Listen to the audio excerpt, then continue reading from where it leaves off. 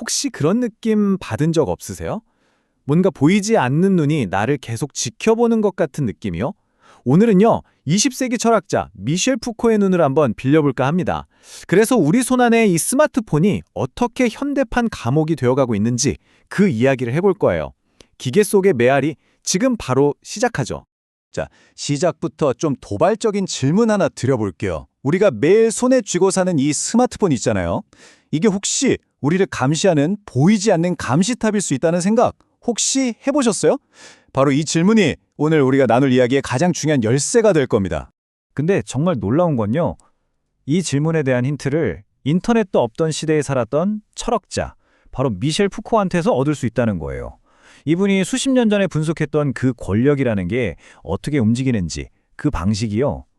와, 이거 뭐 거의 예언 수준이에요. 지금 우리의 디지털 세상을 너무나도 정확하게, 심지어 좀 섬뜩할 정도로 꿰뚫어보고 있거든요. 푸코 사상의 가장 기본이 되는 개념이 바로 이 권력 지식이라는 건데요. 이게 무슨 말이냐면 아주 간단해요. 지식은 절대로 중립적일 수 없다는 겁니다.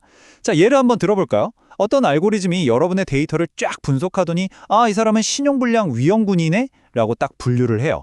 그 순간 그 지식은 여러분의 대출을 막아버리는 엄청난 통제의 힘, 즉 권력이 되는 거죠. 그러니까 무언가를 안다는 것 자체가 곧 통제하는 힘이 된다는 뜻입니다. 자, 다음 개념은 규율이에요. 이건 뭐 누가 억지로 때리거나 가두는 그런 물리적인 억압이 아니에요. 오히려 훨씬 더 교묘하죠. 매일 아침 스마트워치가 일어나! 하고 울리면 벌떡 일어나고 오늘 만보 채우세요 하는 알림에 괜히 좀 더 걷게 되잖아요. 바로 그런 거예요. 우리도 모르는 사이에 스스로의 행동을 길들이게 만드는 그런 보이지 않는 힘, 그걸 푸코는 규율이라고 본 거죠. 그리고 마지막으로 생체 권력이 있어요. 이건 이제 개인을 넘어서서 인구 집단 전체의 삶 자체를 관리하는 훨씬 더 거대한 권력을 말하는데요. 예전에는 국가가 자, 다들 예방접종 맞으세요 하는 시기였다면 요즘은 어떨까요? 보험사가 우리의 건강 데이터를 싹 긁어모아서 그걸로 보험료를 매기는 것과 비슷하다고 볼 수 있죠. 자, 그럼 지금까지 말씀드린 이 세 가지 개념, 권력, 지식, 규율, 그리고 생체 권력, 이게 지금 우리 디지털 세상에서 도대체 어떻게 돌아가고 있는지 이제부터 본격적으로 한번 파헤쳐 보겠습니다. 푸코가 말했던 그 감옥이 만약 우리 주머니 속에 쭉 들어와 있다면 어떨까요? 네, 바로 그 얘기입니다. 푸코의 이론 중에서 가장 유명한 개념이죠. 파놉티콘.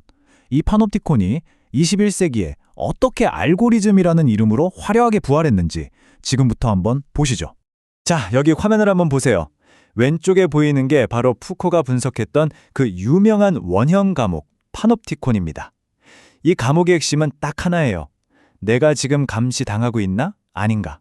이걸 알 수 없으니까 수감자들이 알아서 몸을 사리게 된다는 거죠. 자, 그럼 이제 오른쪽을 한번 볼까요? 딱 감이 오시죠? 소셜미디어, 우리가 쓰는 온갖 앱들. 이게 바로 현대판 감시탑 역할을 하고 있는 겁니다.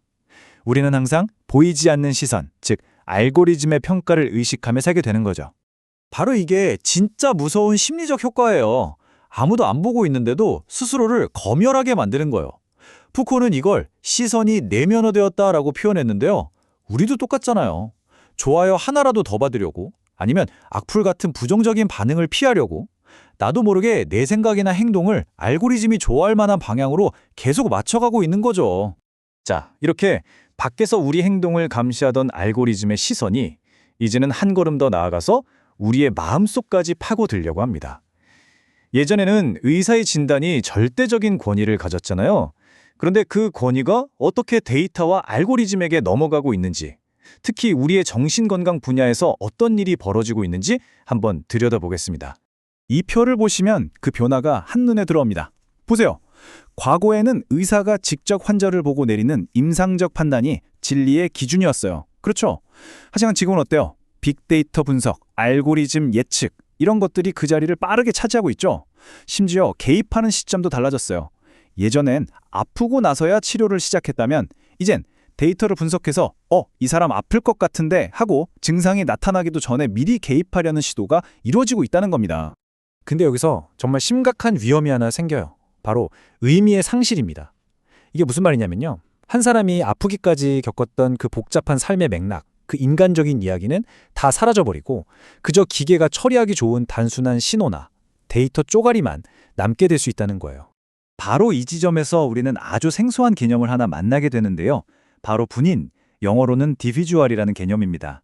말 그대로 데이터 시스템이 우리를 하나의 온전한 인격체로 보는 게 아니라 잘게 쪼개진 데이터 조각들의 묶음으로 취급한다는 뜻이에요. 우리가 보통 개인이라고 하면 영어로 individual이잖아요. 이 단어의 원래 뜻이 더 이상 나눌 수 없는 individual, 존재거든요. 그런데 분인은 정확히 그 반대 개념인 거죠. 시스템 앞에서는 나라는 통합된 인격은 없어요. 그저 수많은 데이터 조각으로 산산이 부서진 나의 편엠들만 존재할 뿐입니다. 그러니까 시스템에게 여러분이라는 사람은 없는 거예요.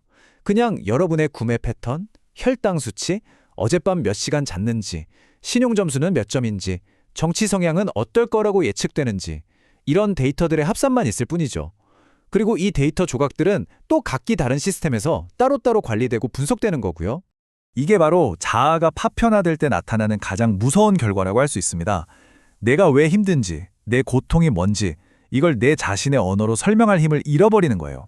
나 너무 아파요 라는 주관적인 외침 대신에 제 세로토닌 수치가 낮아요 라는 기술적인 진술만 남게 되는 거죠. 결국 사람은 사라지고 관리하기 쉬운 객체만 남게 되는 겁니다. 자, 지금까지 얘기를 듣다 보니 좀 암울하게 느껴지셨을 수도 있겠네요. 하지만 이제부터는 좀 희망적인 이야기를 해볼까 합니다. 푸카의 이론이 좋은 점은요, 그냥 이게 문제야 하고 진단만 내리고 끝나는 게 아니라 그럼 어떻게 저항할 것인가에 대한 도구까지 우리 손에 쥐어준다는 겁니다. 푸코는 이런 저항을 대항품행이라고 불렀어요. 이게 뭐냐면 난 아무 통치도 안 받을 거야 하고 무작정 다 거부하는 그런 게 아니에요.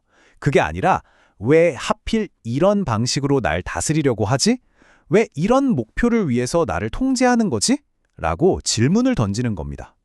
그러니까 통치의 규칙 자체에 태클을 거는 훨씬 더 똑똑하고 전략적인 저항인 거죠. 그렇다면 지금 이 디지털 시대에 우리가 할 수 있는 대항품행은 뭘까요? 자, 첫 번째는 디지털 주권을 실천하는 겁니다. 내 데이터의 주인은 나라는 걸 분명히 하고 그 통제권을 당당하게 요구하는 거죠. 두 번째, 알고리즘이 우리를 우울증 고위험군 같은 딱지로 쉽게 분류하려고 할 때 아니, 내 삶은 그렇게 간단하지 않아 라고 말하면서 우리 각자의 고유한 이야기를 지켜내는 겁니다.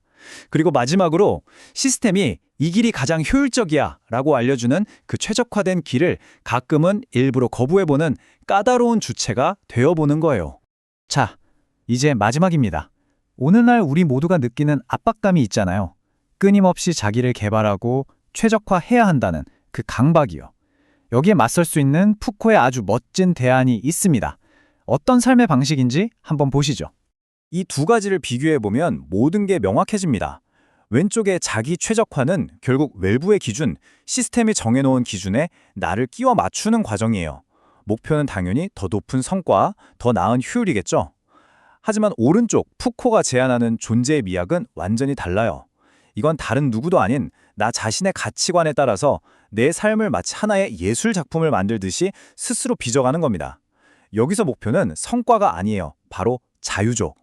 모든 걸 예측하고 분류하고 최적화하려는 이 세상이 끊임없이 우리에게 묻습니다. 너는 누구냐? 라고요. 어쩌면 여기에 대한 가장 멋진 대답은 데이터 몇 개로 간단하게 정의될 수 없는 복잡하고 예측 불가능한 존재, 즉 살아 숨쉬는 하나의 물음표로 남는 것 아닐까요? 여러분은 그럴 용기가 있으신가요? 오늘 이야기는 여기까지입니다.